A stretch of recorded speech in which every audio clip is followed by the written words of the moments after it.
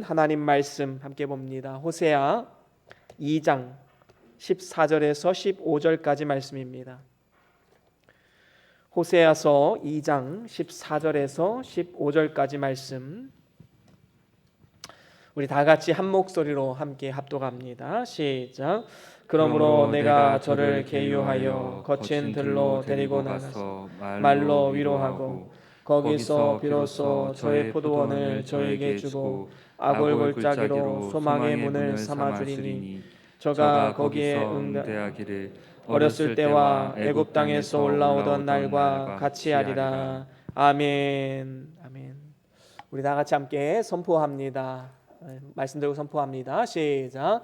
주의 말씀은 내 발의 등이요 내 길의 빛이 되십니다. 주여 말씀하옵소서. 주의 종이 듣겠나이다. 아멘. 오늘은 호세아서 2장 14절에서 15절 말씀으로 하나님의 사랑이란 제목으로 함께 말씀을 나눠보길 원합니다. 여러분은 사랑이라는 단어를 들으면 어떠한 것이 연상이 되십니까? 아마도 남녀간의 사랑을 생각하면 열정, 기쁨 이런 것을 떠올릴 수 있을 것입니다. 그런가 하면 부모와 자녀 간의 관계, 그 사랑을 생각해 보면 조건 없이 주는 아가페적 사랑을 또한 우리는 떠올릴 수 있을 것입니다. 그런데 여러분 혹시 사랑이란 단어를 떠올리실 때 이 인내라는 단어를 떠올리신 분 혹시 있으십니까?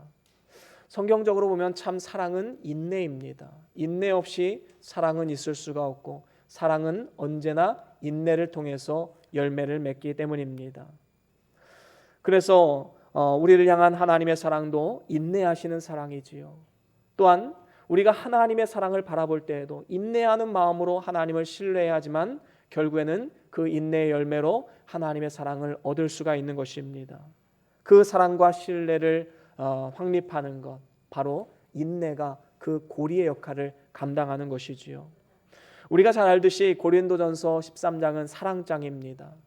이 사랑장에는 사랑은 무엇하며 라는 이 많은 성경 구절, 아주 주옥 같은 말씀들이 있지요. 그 중에 사랑은 가장 첫 번째 뭐라고 말씀합니까? 사랑은 오래 참으며. 그렇습니다. 사랑은 참 오래 참는 것, 인내, 바로 이것이 사랑의 열매입니다. 사랑의 본질이기도 하지요. 그렇습니다. 바로 오래 참으시는 하나님께서 자신의 성품을 드러내기 위해서 오늘 이 호세아 선지자를 부르십니다. 그리고 호세아 선지자는 하나님의 거룩한 종이었는데 하나님이 어느 날 갑자기 이런 명령을 내리십니다. 호세아야, 저 부정한 여인 고멜을 데려다가 너의 아내로 삼아라. 이 호세아는 아마도 이 명령에 대해서 듣기 싫어하는 마음도 있었을 거예요. 하지만 그는 그 말씀에 순종을 합니다. 그리고 아이 셋을 낳으면서 아주 행복하게 살아가던 찰나였습니다. 그런데 어느 날 고멜이 가정을 버리고 도망가 버린 거예요.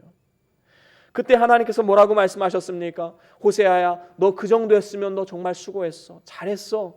이제는 새 사람 찾아라. 그렇게 말하셨나요? 그렇지 않으셨습니다. 다시 고멜을 데려오라는 거예요. 그리고 호세아는 다시 한번 말씀의 명령에 순종합니다. 그리고 고멜을 데려오는데 그냥 데려오는 것도 아니에요. 돈을 지불하고 그 다음에 고멜 아내를 데려오게 되었습니다. 하나님은 왜 그의 선지자에게 이러한 말도 안 되는, 이해가 되지 않는 그런 명령을 내리신 것일까요? 바로 하나님은 호세아 선지자를 통해서 내가 이스라엘 백성들을 얼마나 사랑하는지, 얼마나 내가 참고 인내하고 있는지 그 사랑을 보여주기를 원하셨던 것입니다. 그래서 아무리 이스라엘 백성들이 하나님을 버리고 떠나가도, 오히려 우상 숭배를 섬기고 하나님을 배반하여 나아간다 할지라도 하나님은 이스라엘을 버리지 않으시고 끝까지 오래 참으시고 인내하시면서 사랑하고 계신다라는 메시지를 주기를 원하셨던 것입니다. 그런데 오늘 우리의 삶을 한번 돌아봅시다. 과연 우리는 이 인내하시는 하나님의 사랑을 본받아서 이 땅 가운데 지금 살아가고 있습니까? 때로는 우리의 주관에 따라서 하나님을 함부로 판단하는 경우 혹시 있지는 않습니까? 삶 가운데 좋은 일을 만나고 형통한 일을 만나면 오 하나님 감사합니다. 하지만 곧바로 어려운 일이 생기고 환난이 닥치고 절망할 만한 일이 생기면 하나님 나를 버리셨나요? 나의 기도에 들어응답하지 않으시나요? 오해하기도 합니다. 하나님 말씀대로 살면 하나님이 나를 사랑하실 것 같고 내가 때로는 좀 엇나간 길로 가게 되면 혹시 하나님 나를 버리시지 않을까? 이러한 하나님에 대한 오해를 가지고 살아가고 있지는 않습니까? 하나님의 사랑은 우리의 주관적인 느낌과는 상관없습니다. 우리가 좋은 일을 만나든 고난을 만나든 심지어는 우리가 배반하고 하나님을 떠난다 할지라도 하나님이 택한 사람이라면 반드시 그를 다시 데려오시고 또 인내하고 오래 참는 사랑으로 기다리고 계신다라는 사실을 우리는 절대로 잊어서는 안 됩니다. 왜냐하면 하나님의 사랑은 언제나 한결같은 사랑이기 때문입니다. 오늘 본문 말씀에도 이런 말씀이 나오지요. 하나님께서 그의 백성들을 버리지 아니하시고 계유하셨다라고 말씀합니다. 여러분, 이 계유하신다라는 말의 뜻이 무엇일까요? 그 말은 말로 타이르고 설득시킨다라는 뜻을 가지고 있습니다. 하나님은 우리가 조금 잘못한다고 해서, 우리가 조금 불평한다고 해서 하나님 우리를 버리시는 것이 아니라 계속해서 참고 인내하시면서 다시 돌아오기를 기대하시고 가르치고 설득해서 하나님의 사람으로 만들고야 마시는 그러한 분이심을 우리는 잊지 말아야 하는 것입니다. 이러한 놀라우신 하나님의 사랑은 오늘 본문에 세 가지로 나타나고 있음을 보게 됩니다. 우리 같이 한번 그 말씀을 한번 보겠습니다. 하나님의 사랑, 첫 번째로는 거친 들로 인도하시는 사랑입니다. 우리 하나님은 그의 사랑하는 백성들을 거친 들로 인도하시는 분이세요. 오늘 본문 14절에도 보면 그러므로 내가 저를 계유하여 거친 들로 데리고 가서라고 말씀하고 있습니다. 여러분, 거친 들이란 어떤 곳이지요? 길이 없고 잡초가 무성하고 짐승들이 있는 아주 쓸쓸하고 무서운 곳입니다. 이처럼 하나님은 때로는 우리가 원치 않는 길, 거친 들로 인도하시는 분이시다라는 사실을 우리는 기억해야 됩니다. 이러한 거친 들은 오늘날로 말하면 어떠한 궁핍한 그러한 삶, 배척받는 삶, 때로는 몸이 아프고 병든 삶, 환난이나 핍박을 받는 삶, 바로 이러한 삶을 말하는 것입니다. 여러분, 우리의 삶을 한번 돌아봅시다. 우리의 삶 얼마나 척박한 삶입니까? 얼마나 고난이 많고 거친 들이 많이 있습니까? 정말로 간절한 마음으로 기도하면서 어떠한 일을 시작했는데 실패를 맛봅니다. 때로는 하나님의 은혜로 얻은 자녀가 아프거나 내 기대대로 자라주지 않을 때 우린 때로는 절망하기도 하지요. 때로는 죽음을 각오하고 하나님 앞에 간절히 기도를 올려드렸지만 그 기도를 하나님께서 듣지 않으신다라고 생각될 때 우리는 거친 들을 방황하는 양처럼 하나님을 향해 부르짖습니다. 하나님, 저를 사랑하신다면서요. 하나님은 능력의 하나님, 전지전능하신 하나님이라면서요.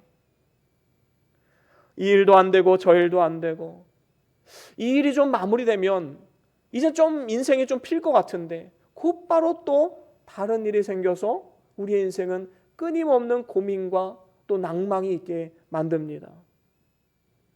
끊임없는 이 엇박자가 나는 거친 들에서 이렇게 외치기도 합니다.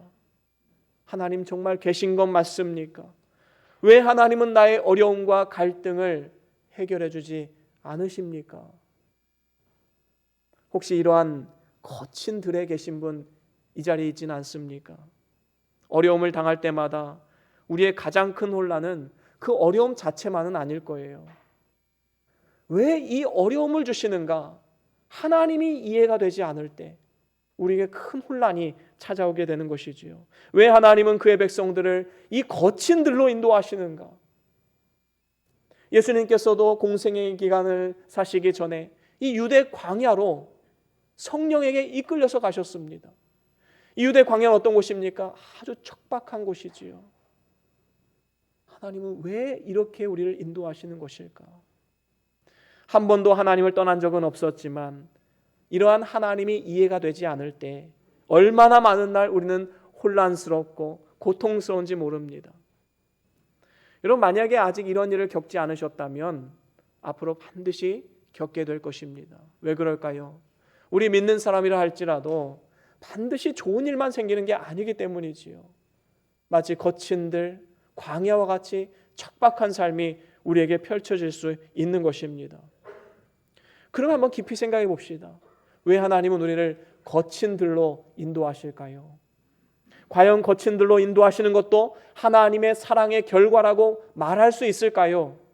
물론 그렇습니다. 거친 들은 참으로 성도들에게 유익이 되는 경우가 참 많이 있습니다. 그 당시는 알지 못합니다. 하지만 지나고 나니 이러한 거친 들을 통하여서, 그 고난을 통하여서 내가 더 성장하고 거친 들을 통해서 우리가 더욱더 깊은 하나님의 사랑을 경험했던 때가 얼마나 많이 있습니까? 시편 119편 67절에 보면 이런 말씀이 있습니다. 우리 함께 같이 읽어볼까요? 시편 119편 67절입니다. 시작. 고난 당하기 전에는 내가 그릇 행하였더니 이제는 주의 말씀을 지키나이다. 아멘. 그렇습니다. 여러분, 누구나 이 평안하고 풍부하고 형통함이 있고 부족함이 없으면 신앙생활이 졸고 잠에 들고 죄 가운데 빠지고 세상에 빠지기 너무나도 쉽습니다. 그래서 때로는 하나님께서 우리를 거친 들로 인도하셔야지만 정신을 차리고 죄를 깨닫고 회개하고 하나님께 돌아오게 되는 것입니다. 여러분, 다윗의 일생을 한번 돌아보십시오. 다윗의 일생이 우리에게 주는 교훈이 바로 이것 아니겠습니까? 다윗은 어린 시절 양들을 치는 목동으로 살아갈 때에 그 거친 들판에서 그 양들을 치면서 그 많은 짐승의 위협으로부터 구원하시는 하나님, 그 하나님의 능력을 경험하는 삶을 살았습니다. 오직 하나님을 목자로 삼고 하나님과 깊은 교제를 누리게 되었지요. 애매하게 사울에게 쫓아다닐 때에도 하나님은 나의 힘이시요 요새시요 나의 빛이시고 나의 모든 것 되심을 날마다 고백하며 나아갔습니다. 하지만 다윗이 왕위에 올라서 이제는 모든 정적들이 어느 정도 다 제거가 되고 편안함을 누릴 때에 다윗은 그의 영이 약해져서 죄에 빠져들기 시작합니다. 범죄하게 됩니다. 그래서 하나님은 다시 또 다윗을 거친 들로 인도하셨지요.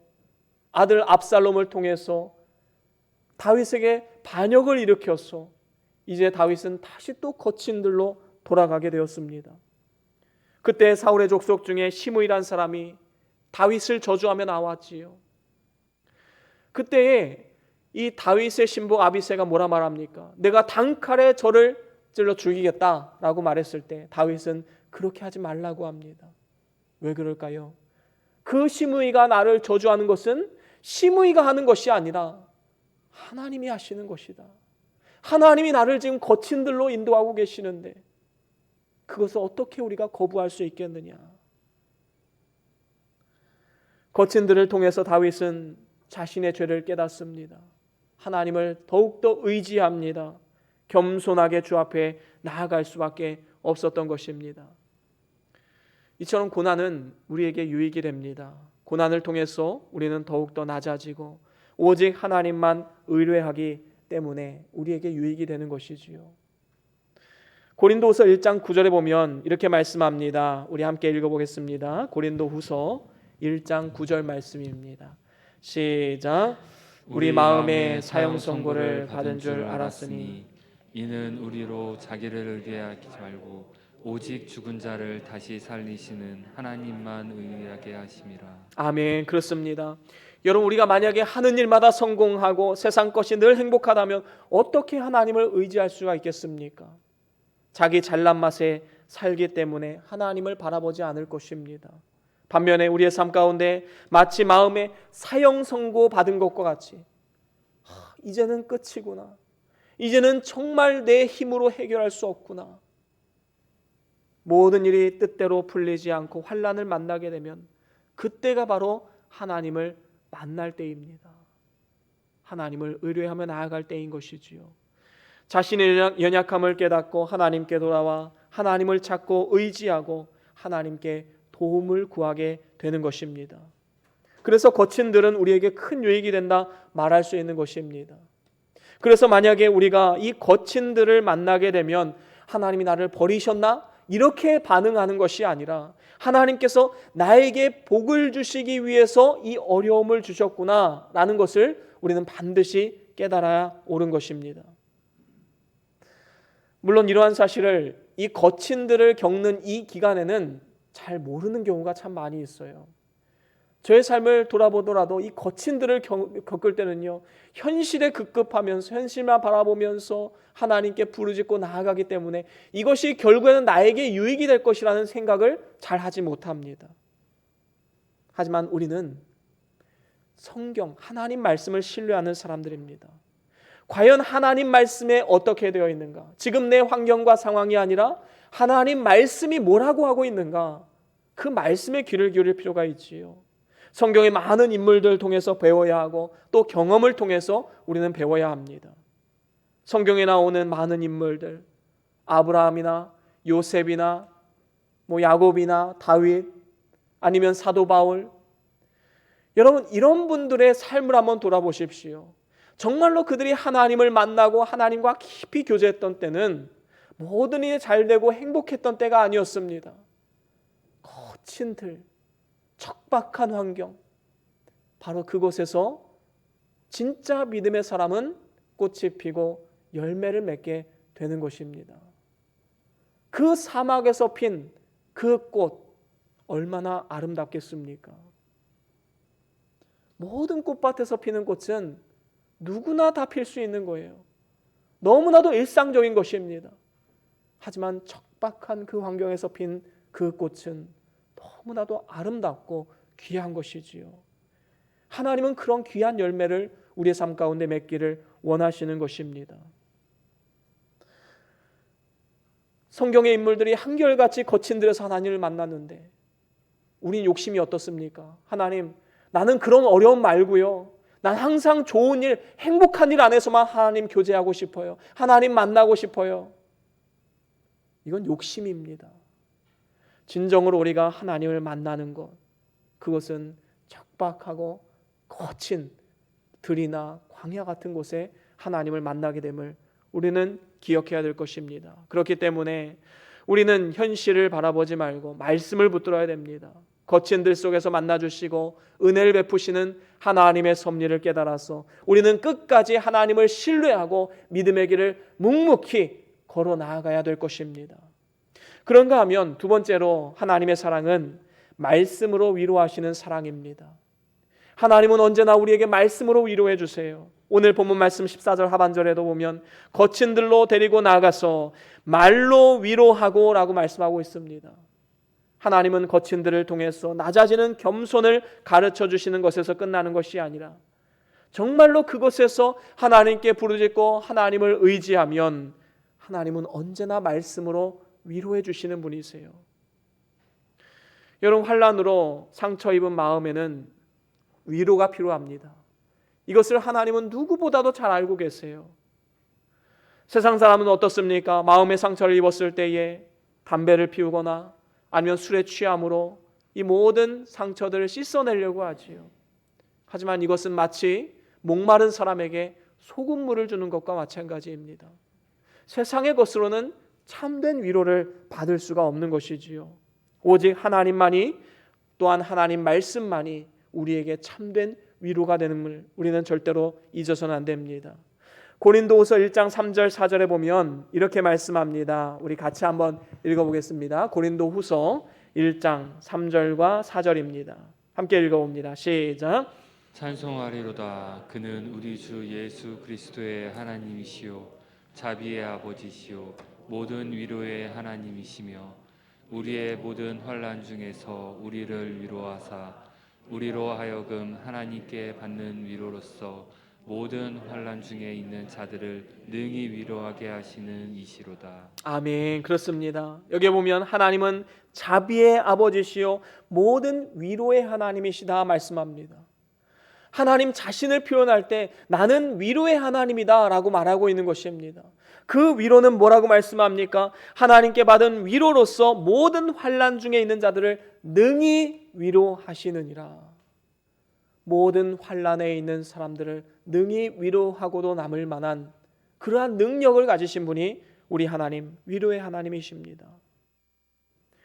야곱은 아버지를 속이고 형 에서의 축복을 가로챈 죄로 이 집을 떠나서 바단 아람에 있는 외삼촌 라반의 집으로 가게 되었지요. 가는 도중에 얼마나 두려움에 떨었겠습니까? 형은 지금 죽이러 자신을 쫓아오고 있는데 그 과정 가운데 혹시나 나와 내 자녀들, 내 가족들을 다 죽음을, 이 광야에서 죽임을 당하는 것은 아닌가? 아마 큰 두려움이 있었을 것입니다. 그때 그 두려운 마음을 마음에 품고 잠시 돌을 베개 삼아서 잠에 들었는데 그곳에서 하나님을 만나게 됩니다. 하나님 뭐라고 말씀하십니까? 나는 아브라함의 하나님, 이삭의 하나님이라. 아니, 하나님은 저 아브라함의 하나님, 이삭의 하나님, 바로 그곳에서만 역사하시는 하나님인 줄 알았는데 지금 이 베델 땅에 있는 나에게도 오시는구나. 야곱에게는 이게 너무나도 큰 위로가 되는 거예요. 그래서 하나님 말씀하십니다. 네가 누운 땅, 이 땅을 너와 내 자손에게 반드시 줄 것이다. 네가 어디를 가든지 내가 너를 지킬 것이다. 여러분, 죽음의 위협에 있던 이 야곱에게 얼마나 큰 위로가 되었겠습니까? 이 말씀을 받고 나서 이 베델 땅에 단을 세우고 하나님 앞에 예배하며 하나님 앞에 서원을 했지요. 마음에 큰 위로를 받게 되었습니다. 그렇습니다. 우리가 삶 가운데 큰 환난을 만났을 때 하나님의 위로를 경험해야 될 때인 줄로 알아야 합니다. 하나님은 비천에 처한 자를 그냥 무시하지 않습니다. 위로하기를 원하십니다. 고린도후서 7장 5절과 6절 우리 같이 한번 읽어볼까요? 고린도후서 7장 5절과 6절입니다. 우리 같이 한번 읽어보겠습니다. 시작. 우리가 마게도냐에 이르렀을 때에도 우리 육체가 편치 못하고 사방으로 환난을 당하여 밖으로는 다툼이요 안으로는 두려움이라. 그러나 비천한 자들을 위로하시는 하나님이 디도의 오므로 우리를 위로하셨으니. 아멘. 그렇습니다. 여러분, 사도 바울은요 지금 마게도냐에서 큰 환난을 당했습니다. 밖에서는 막 다툼이 생기고 환난이 막 몰려옵니다. 그리고 안에서는 막 두려움이 생겨납니다. 이 일을 어떻게 해결해야 될까? 참 두려움이, 불안이 찾아오게 된 것이지요. 안팎으로 이렇게 힘들고 지치는 상황에 빠진 이 비천한 상태에서 6절에 보면 그 비천한 자들을 위로하시는 하나님이 디도의 오므로 우리를 위로하셨으니. 이 디도라는 사람은 어떤 사람입니까? 사도 바울의 이 고린도 전후서 이 말씀을 전해줬던 사람입니다. 고린도 교회에 파송되어져서 그곳에 말씀을 전하고 또다시 이 디도라는 사람이 돌아와서 고린도 교회의 상황을 전해주었을 때 이것이 사도 바울에게 큰 기쁨과 위로가 되었던 것입니다. 지금 이 고린도 교회가 말씀으로 부흥이 되어서 이제 바로 서서 하나님을 잘 섬기고 있습니다. 이 말씀을 통하여서 사도 바울은 큰 위로를 받게 되었던 것이지요. 메마른 땅에 담비아도 같은 위로가 되었습니다. 여러분, 우리가 인생길 가운데 이 고난이 찾아오고 메마른 땅을 걸어가고 있다 느껴진다면 오늘도 우리를 위로하시는 하나님의 음성에 귀를 기울여 보시길 바랍니다. 최근에 저에게도 영적인 고갈 상태와 같이 정말로 메마른 심령이 되어서 참으로 어려운 상황 가운데 빠져 있었던 적이 있었습니다. 하지만 다시 한번 성경을 바르게 읽고 또 천천히 묵상하면서 읽어나갈 때에 매일매일 주시는 그 하나님의 음성, 하나님의 은혜, 주체할 수 없는 그 은혜를 경험했던 때가 있었습니다. 여러분, 하나님의 말씀이 있는데 왜 우리가 내 힘으로 살아가려고 아둥바둥 살아가고 있습니까? 그 말씀이 주는 위로를 받으시길 바랍니다. 이거는 경험해 본 사람만 알 수 있습니다. 여러분, 만약에 말씀을 덮어놓고 하나님 어디 계신가요? 왜 나에게 말씀해 주시지 않으신가요? 왜 나를 신경 쓰지 않으시나요? 이렇게 말한다면 마치 귀를 닫아버리고 상대방과 대화하겠다라는 사람과 같은 이런 어리석음을 범하는 것입니다. 사랑하는 우리 변동교회 성도 여러분, 거친 들 속에서 그 말씀으로 위로하기를 원하시는 그 하나님의 인도하심을 따라서 늘 말씀을 소중히 여기시고 말씀을 읽기로 결단하시고 그 말씀대로 살아가기로 날마다 결단함을 통하여서 일평생 거친 들 속에서 하나님의 위로함을 받는 그러한 축복된 인생이 다 될 수 있기를 주의 이름으로 간절히 축원합니다. 그런가 하면 마지막으로 세 번째, 이 아골 골짜기로 소망의 문을 삼아주시는 사랑입니다.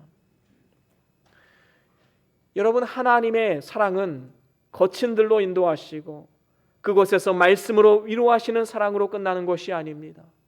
이제 궁극적으로 하나님이 인도하시고자 하는 바가 있는 것이지요. 그것은 15절에 나와 있습니다. 우리 15절 말씀, 오늘 본문 15절입니다. 우리 같이 한번 읽어볼까요? 시작. 거기서 비로소 저의 포도원을 저에게 주고 아골 골짜기로 소망의 문을 삼아 주리니 저가 거기서 응대하기를 어렸을 때와 애굽 땅에서 올라오던 날과 같이 하리라. 아멘. 그렇습니다. 여기에 보면 포도원을 저에게 주시겠다 말씀하고 계시지요. 이 포도원은 영적으로 보면 우리를 하나님 나라 천국으로 인도해 주시겠다 약속하는 것입니다. 그 포도나무, 그 포도원이 있는 그곳, 영원한 안식과 평안이 있는 그곳으로 하나님은 결국에는 우리를 인도하시겠다 약속하신 것이지요.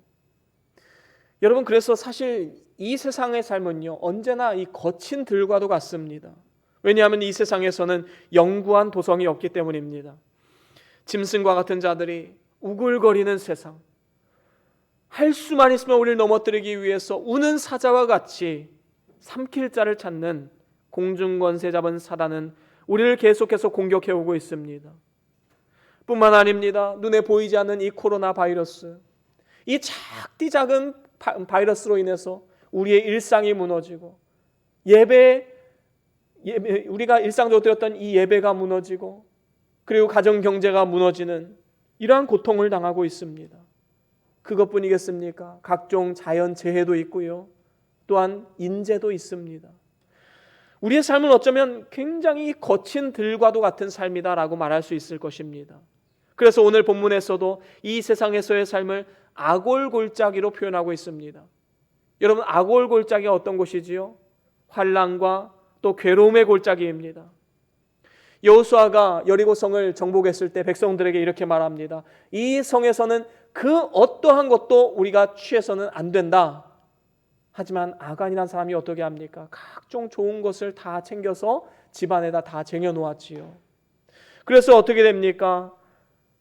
여리고성보다 훨씬 더 작은 이 아이성 앞에 무너지게 되었습니다. 크게 패하고 돌아오게 되었지요. 이로 인해서 그 원인을 제공했던 이 아간과 그 가족들을 이끌어다가 처형을 시키고 거기에다 돌무더기를 쌓았습니다. 그곳이 바로 아골 골짜기였습니다. 여러분, 그래서 이 아골 골짜기는요, 형벌의 골짜기, 저주의 골짜기, 죽음의 골짜기, 심판의 골짜기인 것입니다. 그런데 오늘 말씀에 놀라운 약속의 말씀을 주시지요. 이 아골 골짜기, 절망과 실패의 골짜기를 어떻게 하신다고요? 소망의 문으로 삼으시겠다 말씀하고 있습니다. 그 아골 골짜기를 소망으로 들어가는 문으로 삼으시겠다. 얼마나 귀한 약속의 말씀입니까? 그렇습니다. 하나님은 절망을 소망으로 바꾸시는 분이십니다. 베드로전서 1장 3절에 보면 이렇게 말씀합니다. 우리 같이 한번 읽어보겠습니다. 베드로전서 1장 3절 말씀 함께 읽습니다. 시작. 찬송하리로다 우리 주 예수 그리스도의 아버지 하느님이 그 많으신 긍휼대로 예수 그리스도의 죽은 자 가운데서 부활하심으로 말미암아 우리를 거듭나게 하사 산 소망이 있게 하시며. 아멘. 그렇습니다. 하나님은 긍휼이 많으십니다. 그래서 예수님께서 죽은 자 가운데서 부활하심으로 말미암아 우리를 거듭나게 하셔서 이제는 절망이 아닌 산 소망으로 살아가게 하신다 말씀합니다. 여러분, 어떠한 실패와 절망의 상태에서도 회개하고 하나님 앞에 나아가는 자에게는 소망이 있는 것입니다. 출애굽 백성들이 희망찬 그 소망을 가지고 광야로 나아갔지요. 어디서든 하나님이 지키시고 보호하실 것이란 믿음이 있었습니다. 그런데 이 홍해가 다 가로막았을 때 앞으로 나아가지도 못하고 뒤로 가면 또 애굽 병사들이 쫓아오고 진퇴양난에 지금 빠지게 된 것입니다. 그때 하나님께 부르짖었습니다. 그리고 하나님 응답하셔서 모세를 통해서 홍해를 육지같이 건널 수 있도록 인도하셨습니다. 여러분, 이처럼 하나님은 절망 가운데서 그것을 소망의 문으로 바꾸시는 놀라우신 능력의 하나님임을 믿으시길 바랍니다. 그래서 결국에는 하나님은 그 구원의 은혜를 찬송하게 하시는 분입니다.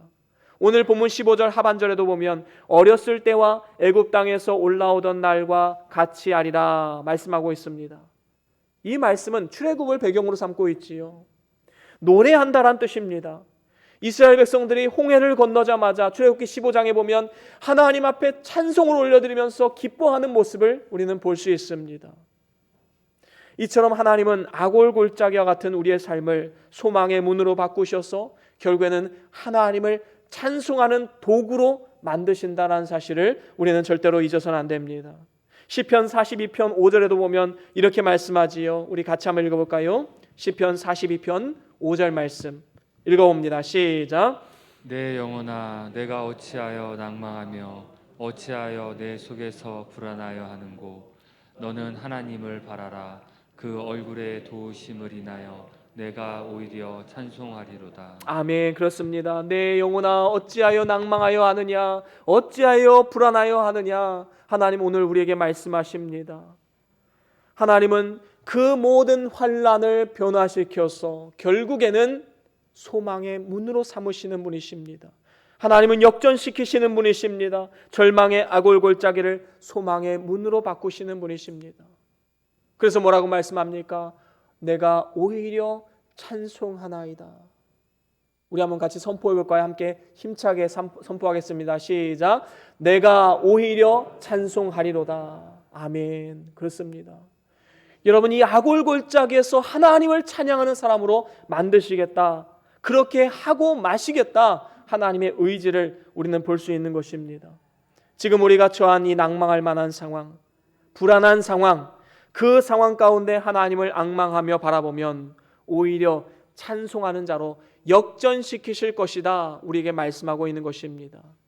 그래서 모든 일이 평안하고 잘 나간다고 안심할 것도 아니고, 때로는 실패하고 낭망하고 절망한다고 해서 그 안에서 주저앉을 것도 아닙니다. 우리에게는 결국에는 최후 승리가 예비되어져 있습니다. 하나님 나라의 소망이 있습니다. 무엇이 두려우십니까? 무엇이 좌절되십니까? 무엇이 걱정되십니까? 그렇기 때문에 어떠한 문제 앞에서 세상적인 방법으로 해결하려 해서는 안 되는 것입니다. 오직 하나님을 향한 이 믿음으로 굳게 무장을 하고 단단히 무장하고 범사의 그 믿음으로 나아가면 하나님께서는 예기치 못한 방법으로 놀랍게 우리를 인도하여 주실 것입니다. 그리고 승리의 삶을 주실 것입니다. 이제 말씀을 마무리합니다. 하나님의 사랑은 오래 참으시는 사랑, 인내하시는 사랑입니다. 결국에는 합력하여 선을 이루고야 마시는 하나님의 의지를 우리는 분명히 알고 있어야 됩니다. 하나님은 오늘도 우리를 기다리시면서 잠잠히 사랑하시는 분이십니다. 특별히 그 사랑이 어떻게 나타나고 있습니까? 세 가지로 나누어 보았지요. 첫 번째로는 거친들로 인도하시는 사랑. 여러분, 하나님의 사랑이라, 하나님의 우리를 사랑하신다고 해서 좋은 일만 주는 게 아닙니다. 때로는 거친들로 인도하셔서 하나님을 부르짖게 하고 하나님을 바라보고 의지하게 만드시는 분이심을 우리는 기억해야 됩니다. 두 번째로는 말씀으로 위로하는 사랑이지요. 하나님은 거친들로 인도하실 뿐만 아니라 거기에서 말씀으로 위로해 주십니다. 그렇기 때문에 우리는 말씀을 읽는 것을 결단을 해야 돼요.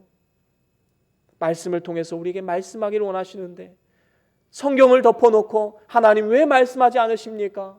너무나도 어리석은 삶이지요.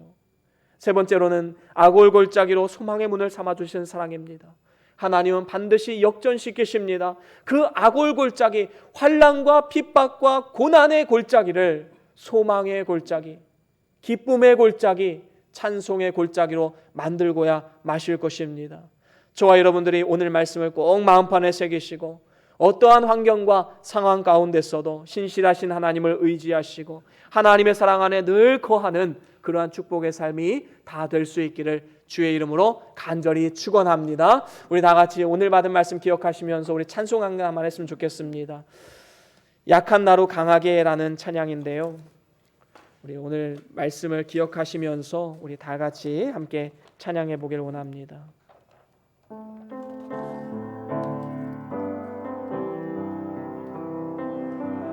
나로 강하게 가난한 날 부하게 눈먼 날 볼 수 있게 주 내게 행하셨네. 우리 다시 한번 고백할까요? 약한 나로 강하게 가난한 날 부하게 눈먼 날 볼 수 있게 주 내게 행하셨네. 호산나 호산나 호산나 호산나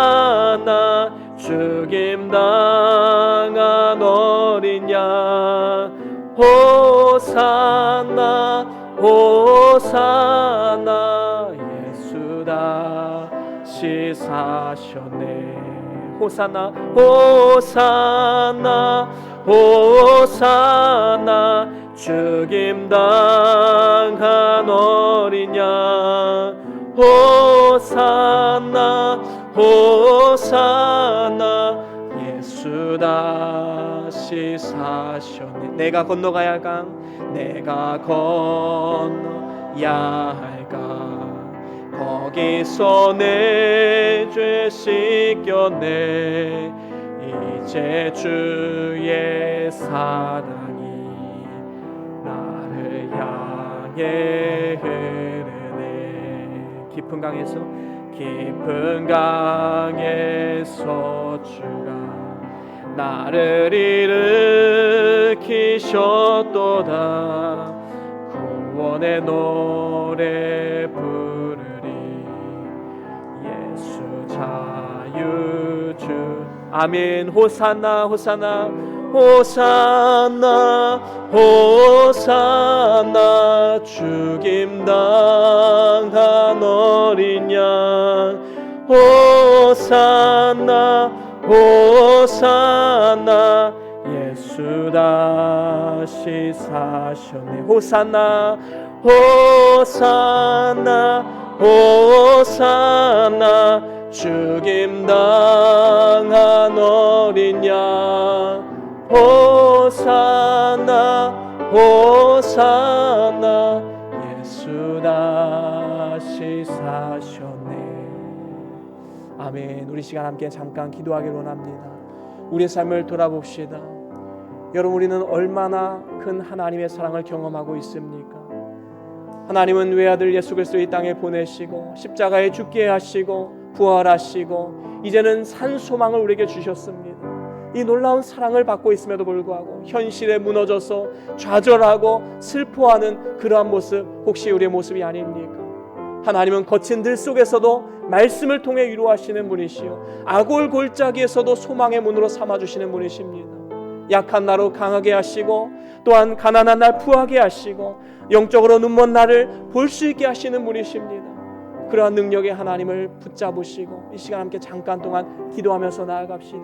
하나님, 나의 삶을 인도해 주시고 소망의 문을 발견하게 해주시고 날마다 주님과 더불어 동행하는 삶이 되게 해주시옵소서. 우리 다 같이 잠깐 동안 함께 기도하면서 나아가겠습니다. 주여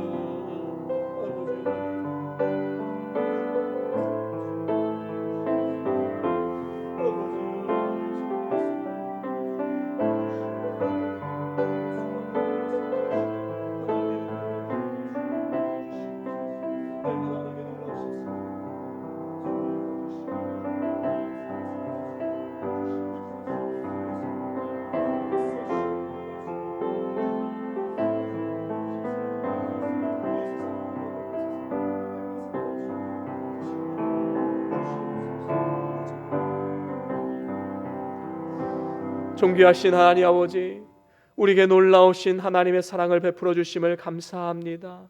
이 땅 가운데 여러 가지 거친들, 악골 골짜기가 많은 우리의 삶이지만 이제는 그 가운데서 우리를 위로하시고 말씀을 통해 깨닫게 하시고 또한 그 악골 골짜기를 소망의 문으로 바꾸어 주시는 능력의 하나님을 만남을 통하여서 모든 환경과 상황을 넉넉하게 이겨내는 우리 모두의 삶이 다 될 수 있도록 은혜 위에 은혜를 더하여 주시옵소서. 모든 감사와 영광 주 앞에 올려드리오며 우리 주 예수 그리스도의 이름으로 간절히 기도드리옵나이다. 아멘.